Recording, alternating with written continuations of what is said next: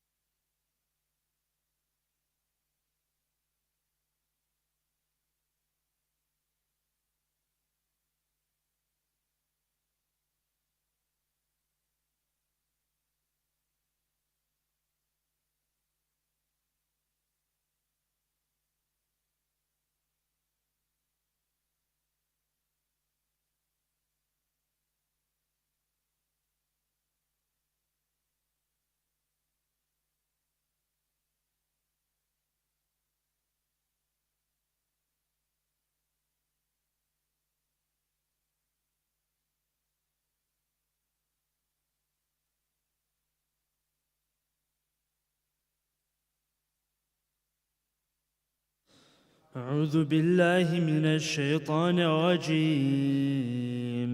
بسم الله الرحمن الرحيم. عن جابر بن عبد الله الأنصاري عن فاطمة الزهراء عليها السلام بنت رسول الله صلى الله عليه وآله قال: سمعت فاطمة أنها قالت: دخل علي أبي رسول الله في بعض الأيام فقال: السلام عليك يا فاطمة. فقلت: عليك السلام. قال: إني أجد في بدني ضعفا. فقلت له: أعيذك بالله يا أبتاه من الضعف. فقال: يا فاطمة، ائتيني بالكساء اليماني فغطيني به. فأتيته بالكساء اليماني فغطيته به وصرت أنظر إليه وإذا وجهه يتلألأ كأنه البدر في ليلة تمامه وكماله. فما كانت إلا ساعة وإذا بولدي الحسن قد أقبل وقال: السلام عليك يا أمه. فقلت: عليك السلام يا قرة عيني وثمرة فؤادي. فقال: يا أمه، إني أشم عندك رائحة طيبة كأنها رائحة جد رسول الله. فقلت: نعم، إن جدك تحت الكساء. فأقبل الحسن نحو الكساء وقال: السلام عليك يا جداه يا رسول الله، أتأذن لي أن أدخل معك تحت الكساء؟ فقال: وعليك السلام يا ولدي ويا صاحب حوضي، قد أذنت لك. فدخل معه تحت الكساء فما كانت إلا ساعة وإذا بولدي الحسين قد أقبل فقال: السلام عليك يا أمه. فقلت: وعليك السلام يا ولدي ويا قرة عيني وثمرة فؤادي. فقال لي: يا أمه، إني أشم عندك رائحة طيبة كأنها رائحة جد رسول الله صلى الله عليه وآله. فقلت: نعم، إن جدك وأخاك تحت الكساء. فدنا الحسين نحو الكساء وقال: السلام عليك يا جداه والسلام عليك يا من اختاره الله، أتأذن لي أن أكون معكما تحت الكساء؟ فقال: وعليك السلام يا ولدي ويا شافع أمتي، قد أذنت لك. فدخل معهما تحت الكساء فأقبل عند ذلك أبو الحسن علي بن أبي طالب فقال: السلام عليك يا بنت رسول الله. فقلت: عليك السلام يا أبا الحسن ويا أمير المؤمنين. فقال: يا فاطمة، إني أشم عندك رائحة طيبة كأنها رائحة أخي وابن عم رسول الله.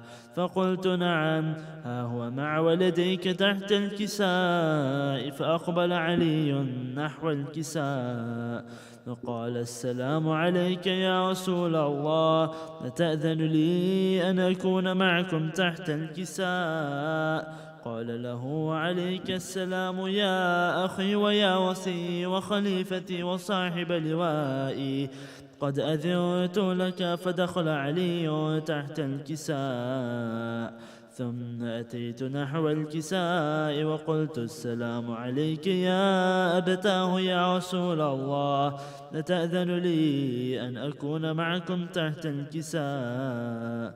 قال: وعليك السلام يا بنتي ويا بضعتي، قد أذنت لك. فدخلت تحت الكساء، فلما اكتملنا جميعا تحت الكساء أخذ أبي رسول الله بطرفي الكساء وأرمي بيده اليمنى إلى السماء وقال: اللهم إن هؤلاء أهل بيتي وخاصتي وحامتي، لحمهم لحمي ودمهم دمي، يؤلمني ما يؤلمهم ويحزنني ما يحزنهم. أنا حرب لمن حاربهم وسلم لمن سالمهم وعدو لمن عاداهم ومحب لمن أحبهم. إنهم مني وأنا منهم، فاجعل صلواتك وبركاتك ورحمتك وغفرانك ورضوانك علي وعليهم، وأذهب عنهم الرجس وطهرهم تطهيرا.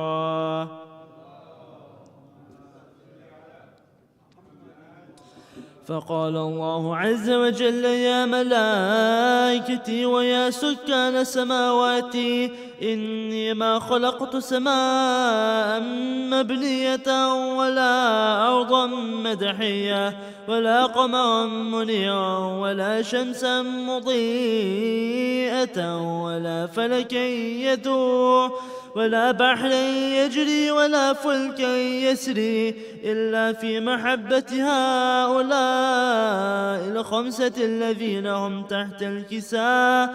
فقال الأمين جبرائيل: يا رب ومن تحت الكساء؟ فقال عز وجل: هم أهل بيت النبوة ومعدن الرسالة، هم فاطمة وأبوها وبعلها وبنوها.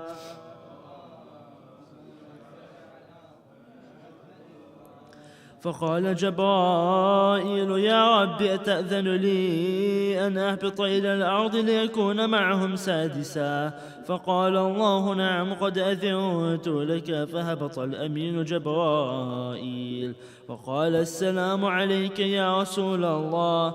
العلي الأعلى يقرئك السلام ويخصك بالتحية والإكرام ويقول لك: وعزتي وجلالي إني ما خلقت سماء مبنية ولا أرضا مدحية ولا قمرا منيرا ولا شمسا مضيئة ولا فلكا يدور ولا بحر يجري ولا فلك يسري إلا لأجلكم ومحبتكم، وقد أذن لي أن أدخل معكم، فهل تأذن لي يا رسول الله؟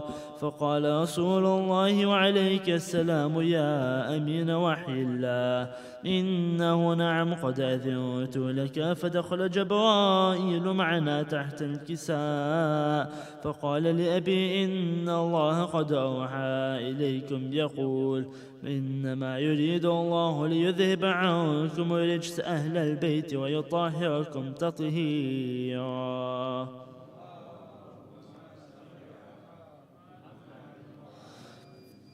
فقال علي لأبي: يا رسول الله، أخبرني ما لجلوسنا هذا تحت الكساء من الفضل عند الله. فقال النبي: والذي بعثني بالحق نبيا واصطفاني برسالة نجيا، ما ذكر خبرنا هذا في محفل من محافل أهل الأرض وفيه جمع من شيعتنا ومحبينا إلا ونزلت عليهم الرحمة وحفت بهم الملائكة واستغفرت لهم إلى أن يتفرقوا. فقال علي: إذا والله فزنا وفاز شيعتنا ورب الكعبة. فقال النبي الثاني: يا علي، والذي بعثني بالحق نبيا واصطفاني برسالة نجيا، ما ذكر خبرنا هذا في محفل من محافل أهل الأرض، وفيه جمع من شيعتنا ومحبينا، وفيهم مهموم إلا وفرج الله همه، ولا مغموم إلا وكشف الله غمه، ولا طالب حاجة إلا وقضى الله حاجته. فقال علي: إذا والله فزنا وسعدنا، وكذلك شيعتنا فازوا وسعدوا في الدنيا والآخرة ورب الكعبة.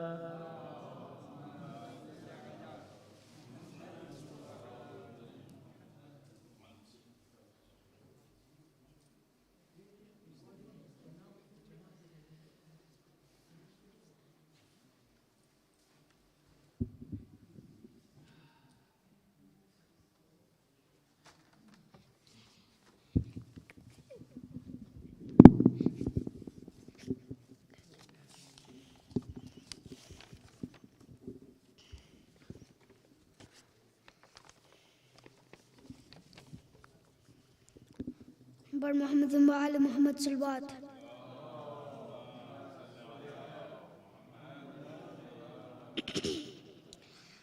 علی کو خالق اکبر کی عین کہتے ہیں. علی کو خالق اکبر کی عین کہتے ہیں. حسن کو قلب رسالت کا چین کہتے ہیں. بچا کے دین خدا، توجہ، بچا کے دین خدا جو خدا کی لاج رکھ لے. بچا کے دین خدا جو خدا کی لاج رکھ لے.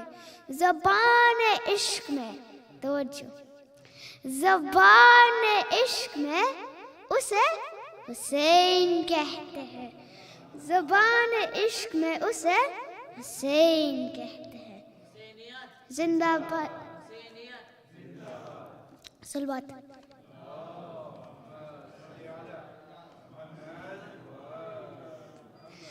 نہ کوئی عمل ہے نہ میں پارسا ہوں. نہ کوئی عمل ہے نہ میں پارسا ہوں. تو میری بات تیرے کرم سے بنی ہے. میری بات تیرے کرم سے بنی ہے. کیا میرے پنجتن کے، میرے پنجتن کے جو درگا گدا ہے، حقیقت میں دیکھو تو وہ بادشاہ ہے.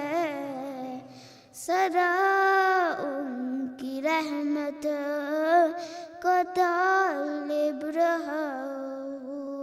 سدا ان کی رحمت کا طالب رہا ہوں. تو میری بات تیرے کرم سے بنی ہے. میری بات تیرے کرم سے بنی ہے. جہاں مانگتا ہوں، جہاں مانگتا ہوں وہ زہرا کا در ہے. مجھے ناز ہے بس اسی بات پر ہے. شکریہ.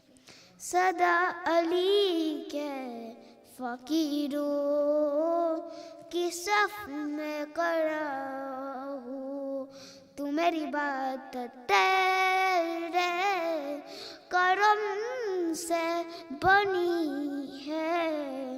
میری بات تیرے کرم سے بنی ہے.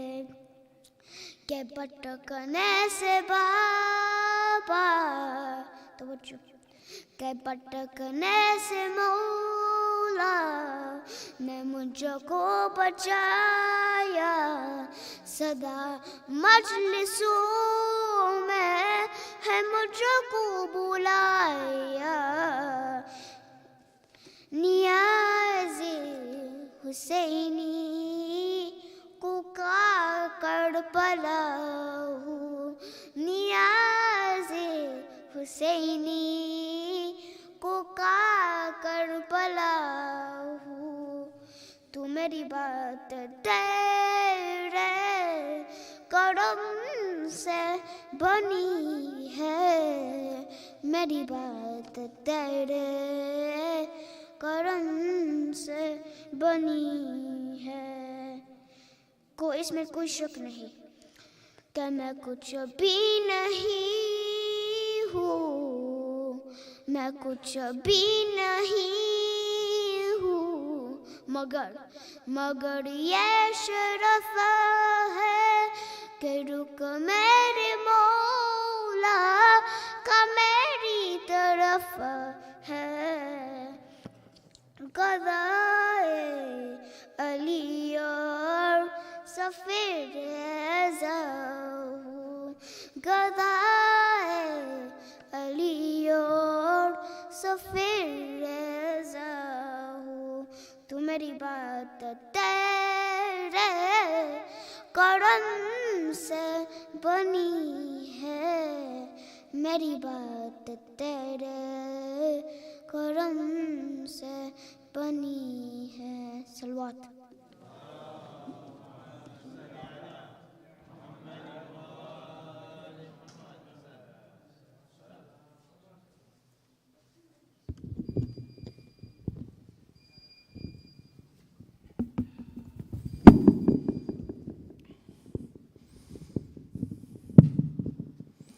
بر محمد والے محمد صلوات۔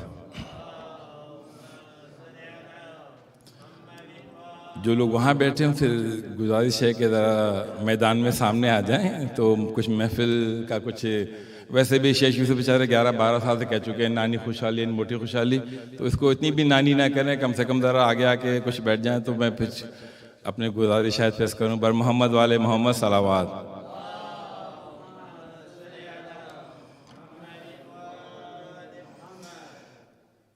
آج جیسا کہ ہم سب کو معلوم ہے شب پہلی رجب ہے، اور آج کی تاریخ ہمارے امام باقر ہے، ہم لوگ کہتے ہیں باقر کہنا چاہیے اس کو، تو امام باقر العلوم۔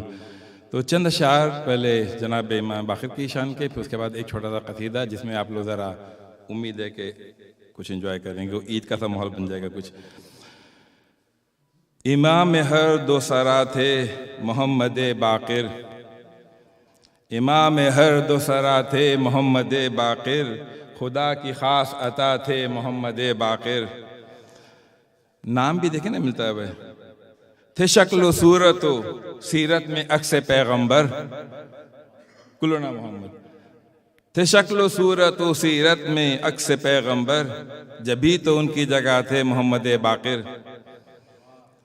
سلام حضرت جابر سے کہلوائیں رسول، سلام حضرت جابر سے کہلوائیں رسول، شرف جن کو ملا تھے محمد باقر۔ یہ شعر دیکھیں ذرا، اس نے آیت کو بڑا اچھا استعمال کیا ہے۔ فروغ دین خدا تھے محمد باقر، کیا شگافتہ مخفی علوم حقہ کو، فروغ دین خدا تھے محمد باقر، وہ جن کی شان میں آیا وما تشاؤون، وہ جن کی شان میں آیا وما تشاؤون، وہ اعتبار یشا تھے محمد باقر۔ اب کہتے ہیں ہم لوگ کو کمپیئر کرنا نہیں چاہیے، لیکن بھال ایک شعر کمپیئر کا بھی آ گیا۔ امام اعظم، بڑے امام، وہ مالک تھے خوشہ چینوں میں، ان کے در سے آگے ریزہ جو اٹھاتے ہیں ان کے لیے۔ امام اعظم و مالک تھے خوشہ چینوں میں، بڑے بڑوں سے سوا تھے محمد باقر، وہ جن کو علم خالق نے راسخون کیا، وہی بتائیں گے کیا تھے محمد باقر۔ امام ہر دو سرا تھے محمد باقر، بر محمد والے محمد صلوات۔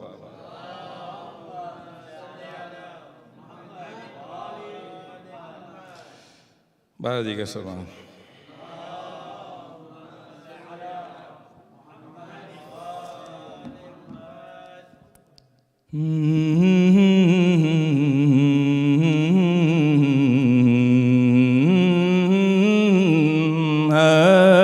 ڈھونڈنے نکلے تھے جو دنیا میں حیدر دوسرا، ڈھونڈنے نکلے تھے جو دنیا میں حیدر دوسرا، ڈھونڈنے نکلے تھے جو دنیا میں حیدر دوسرا، ڈھونڈنے نکلے تھے جو دنیا میں حیدر دوسرا، مل نہیں پایا انہیں،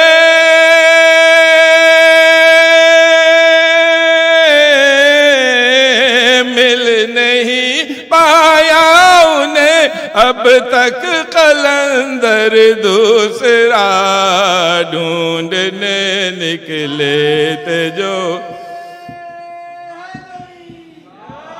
ڈھونڈنے نکلے تھے جو دنیا میں ہے۔ شعر بڑے اچھے ہیں، بڑے اچھے شعر، میں بہت کم منقبتیں اتنی اسے دل سے پڑھتا ہوں۔ ہے کہاں جبریل جو رضوان لایا ہے لباس، ہے کہاں سید الملائکہ ہیں جبریل، ہے کہاں جبریل جو رضوان لایا ہے لباس، کیا علی نے رکھ لیا، کیا علی نے رکھ لیا ہے گھر میں نوکر دوسرا، ڈھونڈنے نکلے دنیا میں حیدر۔ میری عادت پڑ گئی تھوڑی سی، ابھی چھوٹی سی کچھ پڑھ رہا تھا، اس میں تھا کہ ایک دفعہ جبرائیل مولا آئے، جبرائیل رسول صاحب بات کرتے ہیں، امام علی داخل ہوئے، جبرائیل کھڑے ہو گئے، رسول نے کہا جبرائیل کو خاص، کہنے رسول اللہ استاد کی تعلیم تو لازم ہے نا، ڈھونڈنے نکلے تھے ہم تمہیں دکھلائیں گے یوسف علی کی آل میں، ہم تمہیں دکھلائیں گے یوسف علی کی آل میں، تم نہ دکھلا پاؤ گے، تم نہ دکھلا پاؤ گے نبیوں میں اکبر دوسرا، ڈھونڈنے۔ اب اکبر شبیہ پیغمبر تھے، کیا حسن یوسف، کہاں حسن محمد، ہم تمہیں دکھلائیں گے یوسف علی کی آل میں، ہم تمہیں دکھلائیں گے یوسف علی کی آل میں، تم نہ دکھلا پاؤ گے، تم نہ دکھلا پاؤ گے نبیوں میں اکبر دوسرا، ڈھونڈنے بعض روایت میں ہے کہ مولانا نے جب بھی وار کیا ہے پہلے دوسرے کو موقع دیا، پھر وار کیا ہے اور ایک وار کیا ہے، جس اینگل سے بھی کاٹا ہے دونوں ایسے ہوتے تھے۔ شعر میں دیکھیں، اس کو مارا ہے علی نے یہ علی کا کام ہے، یقین کریں اب سمجھ میں آیا کہ منقبت نو ہے، دعا منہ سے تھوڑی گلے تھوڑی پڑے جاتے ہیں، دل سے پڑے جاتے ہیں۔ اس کو مارا ہے علی نے یہ علی کا کام ہے، اس کو مارا ہے علی نے یہ علی کا کام ہے، دیکھ لو ہے پہلے ہی سے، دیکھ لو ہے پہلے ہی سے کے برابر دوسرا، ڈھونڈنے نکلے۔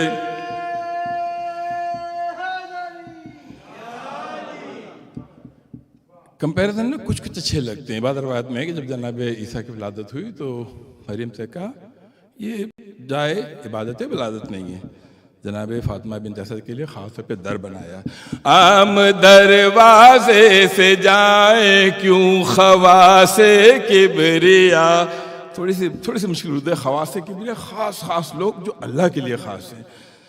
आम दरवाजे से जाए क्यों खवासे किबरिया, आम दरवाजे से जाए क्यों खवासे किबरिया, होगा काबे में अली,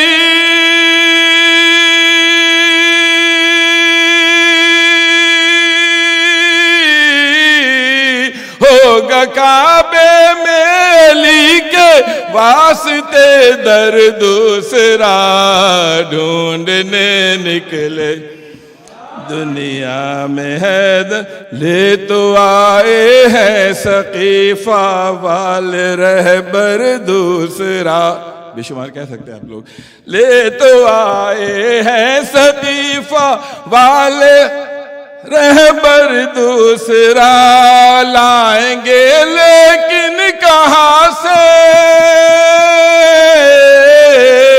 लाएंगे लेकिन कहाँ से खुम का मिंबर दूसरा, ढूंढने निकले थे जो दुनिया में हैदर, कह रही हैं ये अदाएं असग़र बेशीर की, कह रही हैं ये अदाएं असग़र बेशीर की, चाहिए इन मुट्ठियों को बाब खैबर दूसरा, ढूंढने निकले थे जो दुनिया में हैदर दूसरा, मिल नहीं पाया उन्हें अब तक कलंदर दूसरा, ढूंढने निकले थे जो दुनिया में हैदर दूसरा। बर मोहम्मद वाले मोहम्मद सल्लल्लाहु।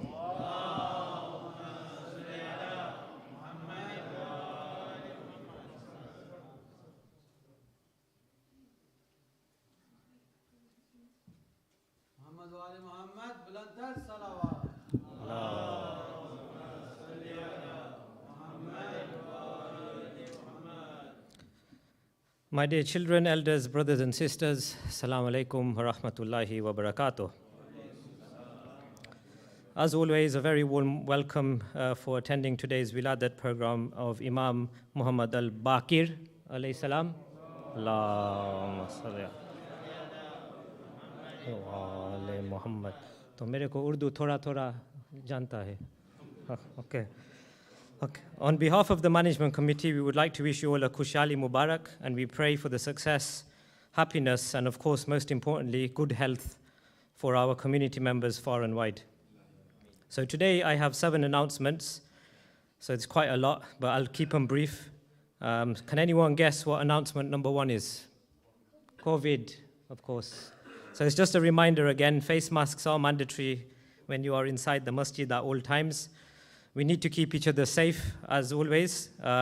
Please continue to follow the safety measures when visiting the masjid.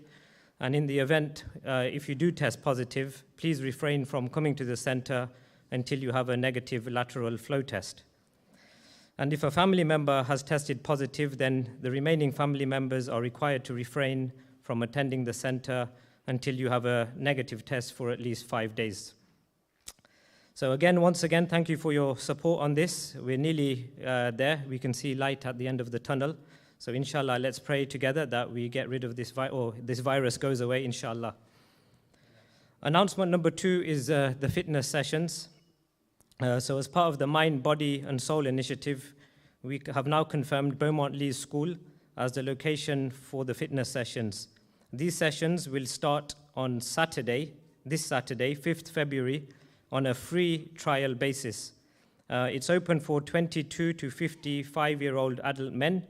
And to register, please contact Brother Abbas Loka, aka Mr. PT, for further details. He's sitting over there on the chair. I did send a poster on this on the WhatsApp service, that poster there, so that's already been sent out. The next one is the Abul Fazl Gym logo, so announcement number 3 is Abul Fazl Gym. So we are inviting members to submit a logo design for the new proposed Abu Fazl Gym. The winning logo concept will be used as an inspiration to create the final logo. Please send your submissions to Brother Tawsif Bojani by next Thursday, 10th of February. The winning logo will be announced on the 14th of February, Imam Ali alayhi salam's Khushali program. Announcement number 4 is the Najul Balaga Research Take-Home Quiz. The Ladies Subcommittee wanted to remind the community that the closing date for the submission is the 10th of February. The quiz was shared on the WhatsApp service. And I think they've said that if you cannot print this, PDF versions are available from either Sister Fatima Rajani or Sister Musarat Rajani. So if you need them, please contact them. Announcement number 5 is the trampoline park during half term.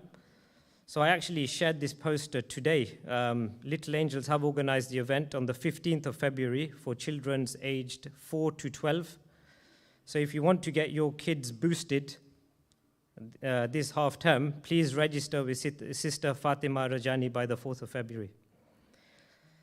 I said boosted because, not because of the vaccine, but they're going to, I think, Boost Trampoline Park, which is located in Leicester. Announcement number 6 is the Environmental Action Group. Again, they've organized another community event at Victoria Park on Sunday, 27th February. The team will be litter picking, tree pruning, bramble bashing, and creating a dead hedge with cuttings. I think the last event went pretty well. I think our resident Sheikh attended as well. So all community members are encouraged to attend and register with Sister Saima Remtullah. And again, I shared that poster yesterday. I send a lot of messages. I can't remember when I send these. Okay, and then the final announcement is the most important one. Number 7, Brothers in Faith go-karting event. Tuesday, 8th of March, we have organized a go-karting event of the month of Shaban to promote brotherhood within our community for all brothers aged 22 plus. If you would like to register your interest with myself before the 10th of February and enjoy a pulsating and fun evening on the track, food and refreshments will also be served. Again, the poster was shared yesterday, so please register with myself before the deadline. Right, that's all the announcements done for today. It's now time for tonight's lecture, so let's welcome our resident alim, Sheikh Anwar Jaffer, to the mimbar with 3 loud salawats.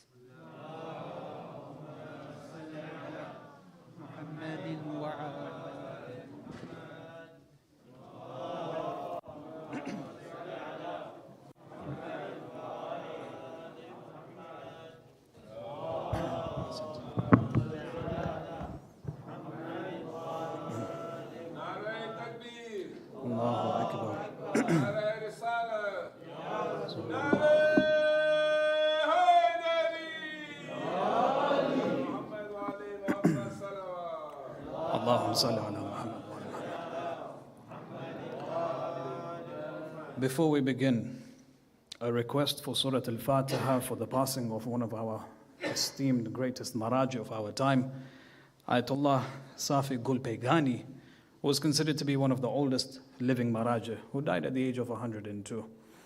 And of course, when an alim passes away, it deserves our recognition, inshallah. Rahimallahu man qara'a Surah Al-Fatiha.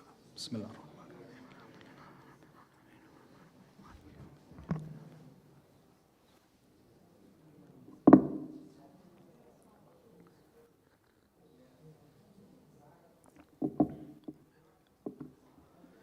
أعوذ بالله من الشيطان الرجيم بسم الله الرحمن الرحيم الحمد لله رب العالمين والصلاة والسلام على أشرف الأنبياء والمرسلين سيدنا ونبينا وحبيب قلوبنا والشفيع لذنوبنا وطبيب نفوسنا أبي القاسم محمد اللهم صل على محمد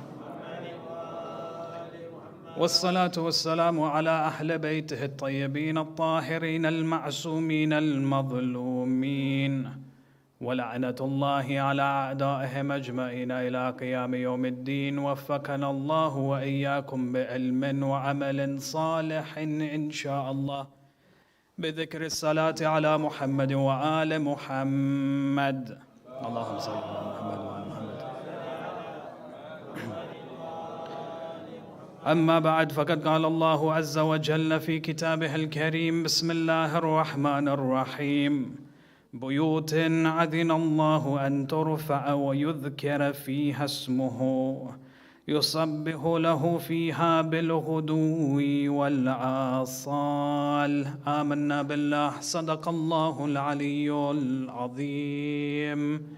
اللهم صل على محمد وعلى محمد. Respected elders, brothers and sisters, Assalamu alaikum wa rahmatullahi wa barakatuh.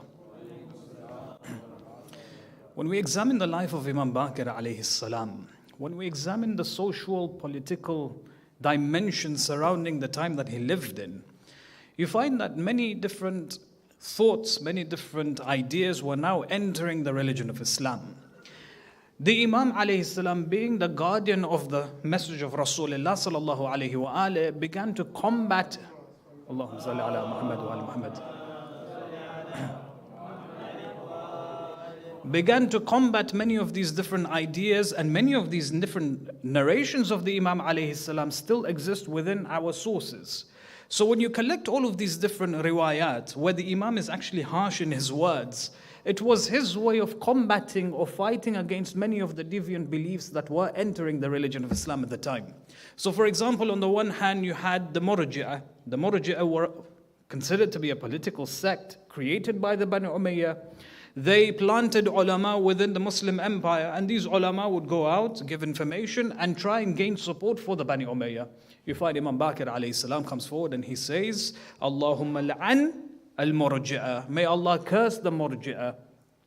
Or for example, you had the movement of the Ghulat. The Ghulat used to come forward and they used to take the ahadith of the Ahl al-Bayt. They would somehow get hold of the Ahl al-Bayt's narrations and they would fabricate and add things within these narrations, and then they would circulate it amongst the people.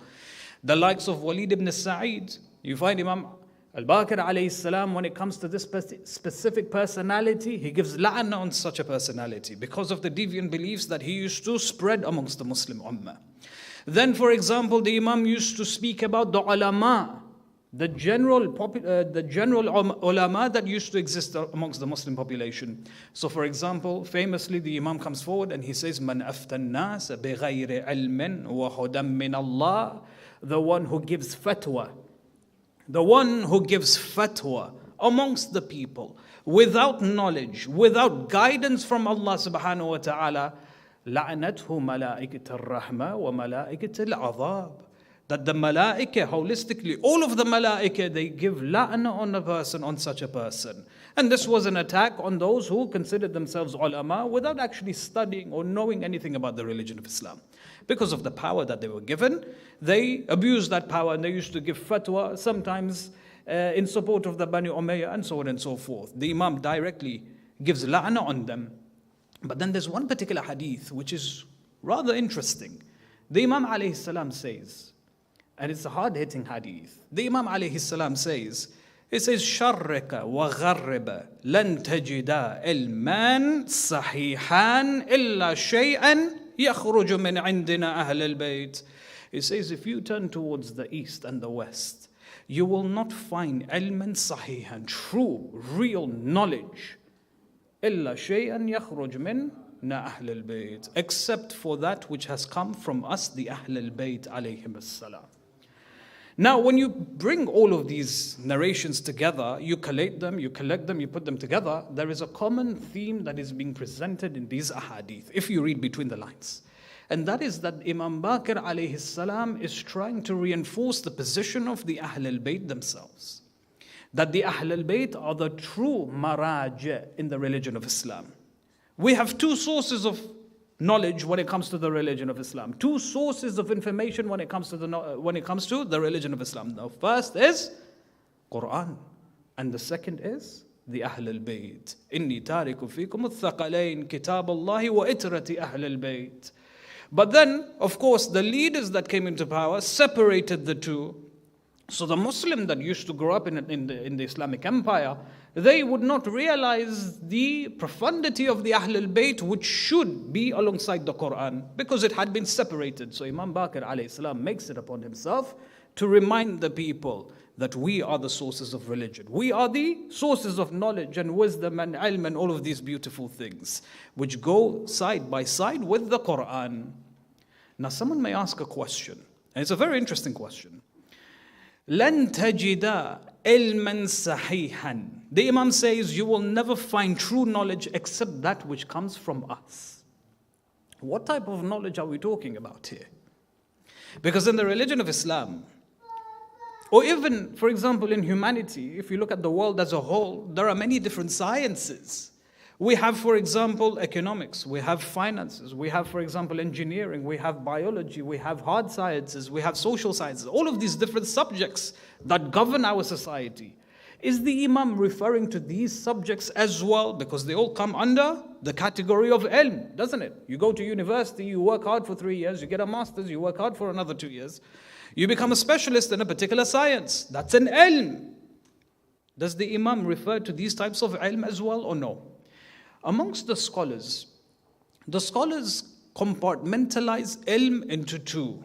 The first, which is known as ulum al-aqliya, and the second is known as ulum al-naqliya. In fact, beyond this, if you actually examine the schooling system that used to exist at the time of the Prophet of Islam and after, at the time of the 12 Imams, for example, you realize that the schooling system used to focus on 3 categories of subjects. The first was known as primary subjects, the second was known as secondary subjects, and the third was known as auxiliary subjects. Primary subjects, like for example reading and writing, memorization of the Quran, memorization of poems, basic arithmetic, knowing basic ahkam, how to perform wudu, how to perform salah. All of these were taught at a very young age, to children usually. Secondary subjects, well, these are known as ulum al-naqliya. So for example, things like tafsir of the Quran, fiqh, riwayat, theology, studied at a higher level. Then the third was known as auxiliary subjects, like engineering, medicine, astrology, logic, philosophy, all of these different sciences.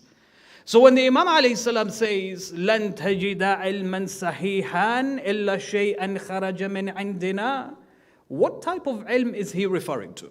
When we refer to, for example, the primary subjects, the Imam doesn't teach anything new with regards to reading and writing. Reading and writing is the same. So the Imam does not contribute when it comes to primary subjects. These are the essential rudimentary levels of gaining knowledge. When it comes to auxiliary subjects, medicine, astrology, astronomy, and all of these different types of subjects, does the Imam contribute his knowledge in these areas? If the Imam alayhi salam contributes knowledge in these areas, I'm not saying he doesn't, maybe he does at a very basic level, but if he was to unravel the secrets of dunya, then this would create complacency amongst the people. We have great minds. Every generation, there are great minds who are born. Instead of them actually studying and unraveling the secrets and the ayat of Allah subhanahu wa ta'ala, imagine they can just sit in front of the Imam and ask the Imam questions, and the Imam could unravel the secrets of this world. When it comes to medicine, the Imam would say, forget trial and error, forget researching for years, coming up with a solution. I'll give you the secrets of medicine, for example, certain ailments. If the Imam was to do this constantly, sit on the minbar and just unravel the secrets of the dunya, then naturally people would become complacent. People would say, look, there's no need for us to actually study. We can just sit in front of the Imam and gain the answers altogether.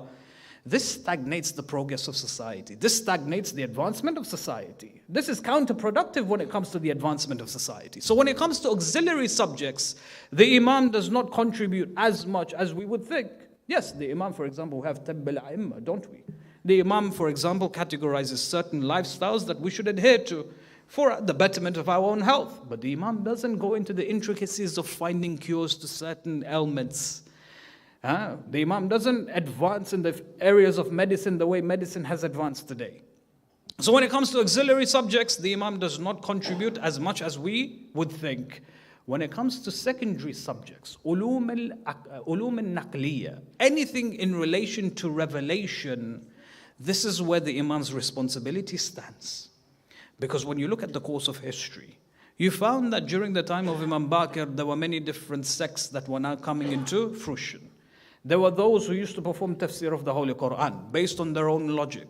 You had, for example, fiqh or madhabs that were created in areas of ahkam. Again, many of the laws were created based on qiyas and logic and so on and so forth. The Murji'ah used to have their understanding of theology, which was very much away from the true reality. Many of these sects that were created moved people away from Allah subhanahu wa ta'ala. So the Imam alayhi salam, as his responsibility, he stood in the front lines and he taught the people the true madhab, the madhab of the Holy Prophet of Islam. So when the Imam says, "Lam yakhruj or lan tajida ilman sahihan," this is with regards to Islamic sciences and not in regards to all of the different sciences that we have in this world. When we examine the life of the Imam alayhi salam, beautifully you find that the Imam is recognized, number one, as a scholar. And number two, even importantly, or as just as important, the Imam is recognized as a teacher as well. See, there's a difference between being a scholar and being a teacher. You could be a profound scholar, and yet you could be a lousy teacher as well at the same time. This reminds me of my days in university. All of the professors that were teaching me, or a majority of them I could say very clearly, they were champions in their respective fields, pioneers in their fields. They made, for example, discoveries that people before them had never made, but they were lousy teachers. They could not project their ilm to their students properly. And this is not just within the fields of academia, this exists even within the Hawza, for example. This reminds me of the famous saying of Sayyid al-Shaheed, Muhammad Baqir al-Sadr, rahmatullah alayh, when speaking about one of the scholars, I forget the name, perhaps it was Sheikh al-Na'ini if I'm not mistaken. He says his ilmuhu azim, his knowledge was great, bayanuhu khafifa. But the way he used to present that knowledge, the way he used to teach, it wasn't as strong.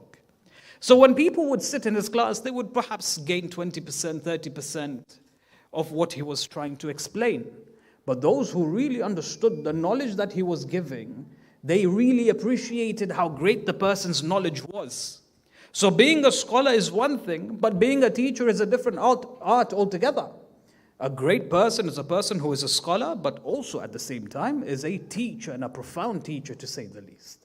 Imam Baqir alayhi salam is considered to be a blend, the infusion of being a great scholar as well as being a great teacher. When you refer to the books of our brothers, amongst them, the books of their scholars, amongst them Ibn Hajar al-Haythami. Ibn Hajar al-Haythami, famous, profound scholar, when he speaks about the biography of Imam Baqir alayhi salam, he says there is no person like him. He was a mystic. In terms of his ibadah, he was unparalleled. No man could match him in his ibadah. In terms of his knowledge as well, no person could match him in his knowledge. We can't even use the words to describe such a personality. When you refer to the works of Abdullah ibn Ata, he says the knowledge of Imam Baqir was such that when scholars of Medina and outside of Medina would enter his presence, they would be humbled by him. The way a student was humbled by his teacher. Whenever I saw scholars going towards Imam Baqir, they would be humbled by him. When you look at, for example, the words of Al-Dhahabi, strange words that he uses when it comes to the characterization of Imam Baqir. On the one hand, he says Imam Baqir is a man of knowledge, he is a man of reliability, he is a man of dignity, a man of honor. He was known as Baqir, the one who used to split open knowledge. A person who was min ahl al-khilafa, a person who was most qualified for being a caliph of our time. But then elsewhere in some of his other works, he says, yes, he's considered to be a great scholar, but he wasn't as good as Qatada. So he puts in these sly statements here and there to try and bring down the position of Imam Baqir alayhi salam. And this is very much common when you refer to the books of history. They praise him, and then there's always a sentence at the end that brings them down, trying to balance to bring equilibrium in the personalities of the Imam. Qatada ibn Da'amat al-Basri, there's a very interesting story behind him. Remember, Dhahabi, what does he say? He says he was a great scholar, but not as good as Qatada when it came to riwayat, hadith studies. Qatada ibn Da'amat al-Basri, he was from Basra. He came towards the city of Medina. He enters the Masjid of Rasulullah. And he meets Abu Hamza Thumali. There's a dialogue that takes place between Abu Hamza Thumali and Qatada. Eventually, Qatada, he wants a meeting with Imam Baqir alayhi salam. And he sees that within the Masjid of Nabi, Imam Baqir has sat down and he's having a conversation from the people who have come from Khurasan, Mashhad. So they've sat down with the Imam, they're sitting around the Imam. The Imam is having a Q&A session with them. Qatada, he says, I went and I sat next to the Imam alayhi salam. And I heard the conversation that was taking place. The people from Khurasan, they were asking the Imam about Manasik al-Hajj. And they had lots of questions. The Imam was answering them. And then eventually, in Sarafu, they got up and they left. When they left, Imam Baqir saw me. When he saw me, he says, Man anta? Who are you? Qatada, he says, I am Qatada ibn Da'amat al-Basri. He says, you're Qatada? You're the faqih of Basra? Now Qatada, he was a faqih.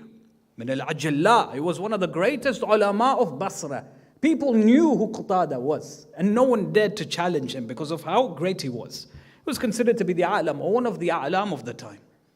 He says, you're the faqih of Basra, Qatada ibn Da'amat? He says, I am. He says, Wayhak ya Qatada. Woe on you, ya Qatada. إن الله عز وجل خلق خلقا فجعلهم حججا على خلقه. He says, Ya Qatada, Allah has created existence and He has chosen a group from amongst His existence and He has made them a proof over everything that exists. فهم أوتاد في أرضه. They are the pillars of this earth. قوام أمره. They are the ones who established the teachings of Allah subhanahu wa ta'ala. نجباء في علمه. They are pioneers in knowledge. اصطفاهم قبل خلقه. Allah has chosen them before He has created them. Or before His creation. أظل عن يمين عرشه. And they have a close proximity to Allah that the human mind can never understand. Qatada, the narration says, فَسَكَتَ طَوِيلًا. Qatada just sat there. Qatada just sat there and he was silent. He was rendered into silence. He didn't know what to say. He did not know how to react or how to respond. And then eventually he responds. He says, Wallah, I have sat in the presence of the greatest of fuqaha, the greatest of ulama. Never has my heart trembled the way it trembles now when I sit in front of you. Imam alayhi salam says to him, Ya Qatada, do you know why that is? He says, why ibn Rasulullah? He says, Buyutin adina Allahu an turfa'a wa yudhkara fiha ismuhu yusabbihu lahu fiha bil-ghuduwi wal-asal. He says, because there are certain, the Imam quotes this verse as a response. He says there are certain houses that are built, the walls are raised. Within these houses, the name of Allah is pronounced, it is remembered, it is yusabbih, the subhan of Allah subhanahu wa ta'ala is pronounced day in, day out, 24/7, 7 days a week, every week out of the year. There are people who remember Allah within these houses. He says, رِجَالٌ لَا تُلْهِيهِمْ تِجَارَةٌ وَلَا بَيْءٌ عَنْ ذِكْرِ اللَّهِ وَإِقَامِ الصَّلَاةِ وَإِيتَاءِ الزَّكَاةِ. There are people within these houses buying and selling, profit and loss. The attractions of this dunya does not hinder them from the remembrance of Allah, nor does it dissuade them from establishing salah or giving sadaqah. The Imam was referring to himself. These are the people that are spoken in this verse. We are those, the Ahl al-Bayt. Qatada, do you know what he responds? He says, Saddaqta ya ibn Rasulullah. He says, Wallah, you've said the truth. And the house that you're mentioning right now, it's not a house that's made from brick and clay and stone. La hijaratun wa la teen.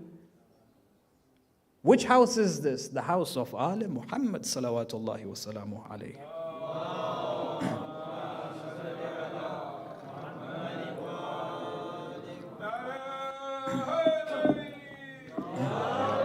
One more, inshallah.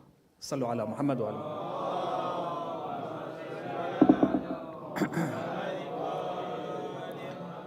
As a scholar, Imam Baqir alayhi salam was known. He was renowned for his knowledge. As a teacher as well, the Imam was renowned for his knowledge. You know, in contemporary days, right now in the universities, there's research being conducted how to teach. We teach. Teaching is part and parcel of our lifestyle, isn't it? A father would teach the son or the daughter. The parents would teach their children. The teachers would teach their students. But how do you go about teaching? So pedagogical models were created by great minds. But what they fail to understand is that the same pedagogical methods and models were created by the Imams alayhim salam 1400 years ago. Today, contemporary scholars are now realizing that certain areas, certain strategies are profound. You should be used more than others. But then when you look at the life of the likes of Imam Baqir alayhi salam, it was practical in his life, the way he used to interact with his students. One of the greatest strategies, teaching strategy I'm talking about, one of the greatest teaching strategies that was employed by Imam Baqir alayhi salam was the strategy of dialogue. You know what the strategy of dialogue is? It's different from instruction. Instruction is when you tell a child this, the do's and don'ts, for example. Do this, don't do that, do this, don't do that, behave in this way, don't behave in that way. These are instructions. When you instruct your student to do something or not to do something, this is effective for children. But when the child grows, when you become an adult, I can't teach you through instruction anymore because your brain has changed. You don't receive information through instruction. So how do you receive information? One of the greatest ways in which you receive information is through dialogue. When I have a conversation with you. And this strategy, by the way, goes all the way back to Socrates. Plato, when he examines the works of Socrates is a whole dialogue. The idea behind this is that a student would come to the teacher. He would ask a question to the teacher. The teacher wouldn't just give an answer and say, well, here's the answer, time for you to go home. The teacher would interact with the student. He would engage in a dialogue. A conversation would take place. Of course, the teacher would guide that conversation. A conversation would take place and the teacher would then extract information from the student. So he would, for example, ask certain questions. He would say certain things. He would make the student think in a certain way. He would guide the thinking process of the student until the student in the end himself comes up with an answer, rather than the teacher just giving him the answer altogether. The process of dialogue is profound because it is a difficult way in extracting information, in reaching the truth, in reaching the answer. Many of you, for example, if you have teachers who you very well respect, I'm sure they've employed this tactic as well. They used to, for example, challenge me, challenge my thoughts. They used to engage with you on a conversation, as in form of a conversation, rather than just giving you the answer and calling it a day. Imam Baqir alayhi salam engaged with his companions in such a way. Yes, there are people who used to come from far and wide. They didn't have enough time to sit with the Imam. The Imam would give them the answer straight away.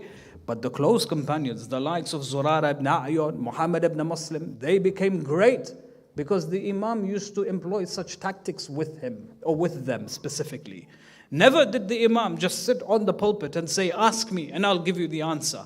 The Imam would nurture their students to be great. The Imam would work on them. The Imam would engage in a dialogue with them and give that space for their students so that the students themselves can come to the realization of certain truths by themselves, under the guidance of the Imam alayhi salam. We have one evidence of this in the hadith. And this hadith, by the way, it is a misconstrued hadith. Misunderstood completely. This hadith is profound, but it's misunderstood. What's the hadith? In fact, you know, certain Sunnis, when they come towards this particular hadith, it's mentioned in Al-Kafi, they say, look, you believe that the Imam is ma'soom? This hadith tells you that the Imam is not ma'soom. You believe that this hadith tells you that the Imam is infallible and the Imam has, for example, authority above all the other people?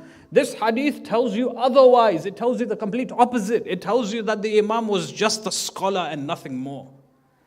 Our Shia, certain brothers and sisters within the community, they negate the whole idea of wilayat takwiniyya, tawassul, the whole idea of ilm al-ghayb being attributed to the A'immat al-Athar. Why? One of the evidence they use is this hadith.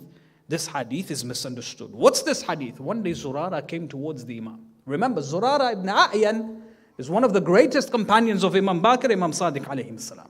He comes towards the Imam.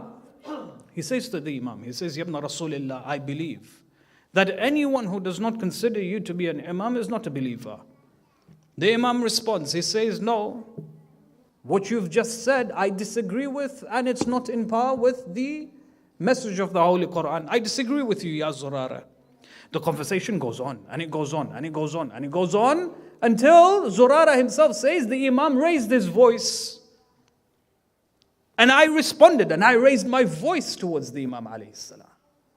The hadith says that Zurara raised his voice towards the Imam alayhi salam, until the person by the door of the house was able to hear this dialogue taking place between the Imam and Zurara.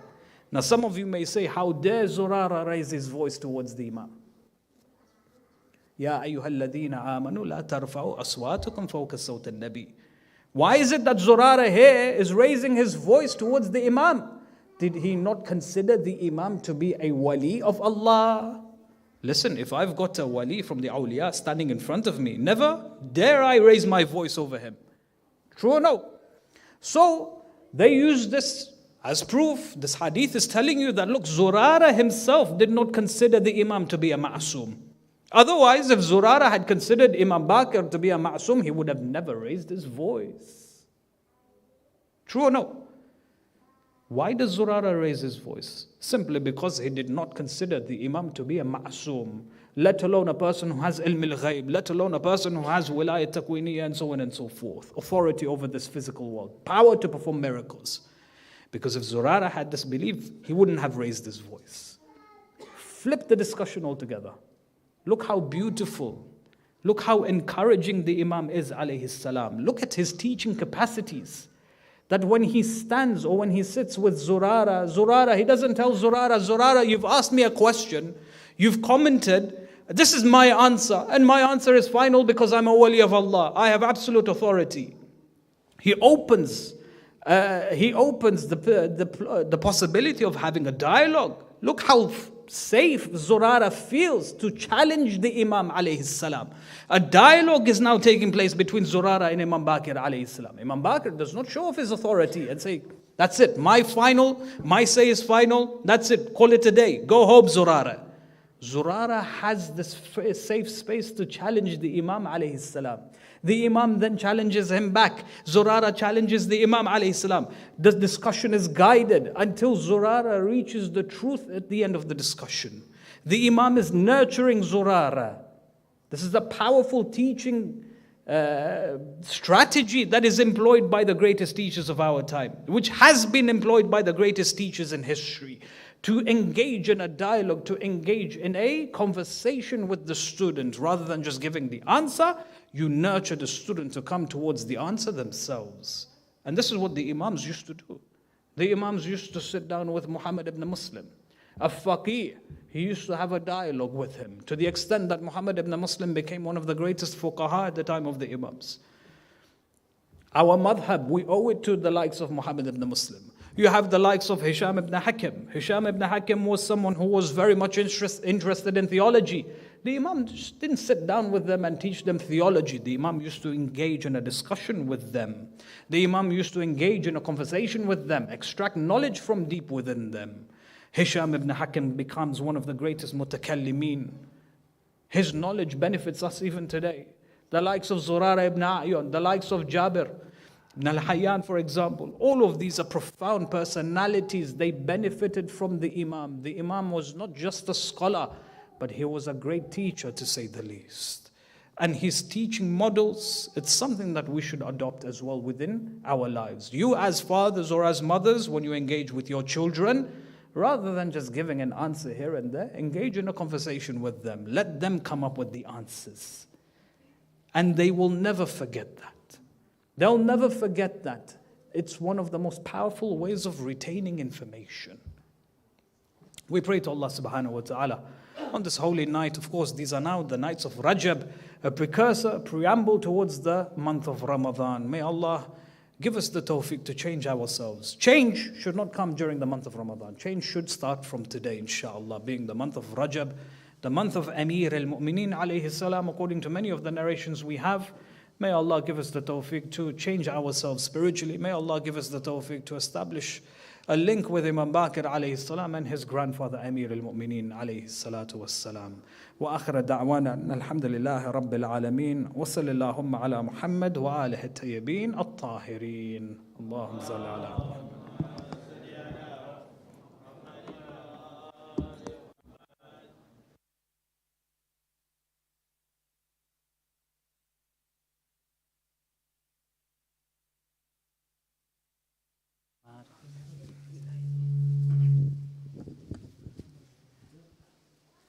الہی ببیمار دشت بلا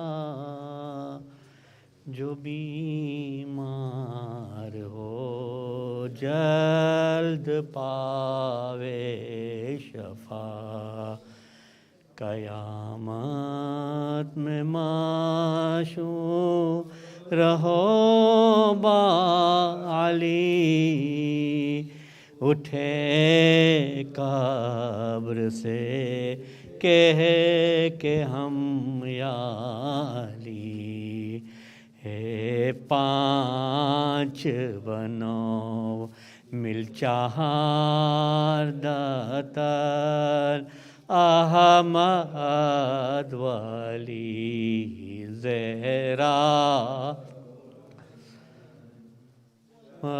بیر سے لے تا امام زمان شبیر سے لے تا امام زمان ایک پہ صلوات پڑھو صلوات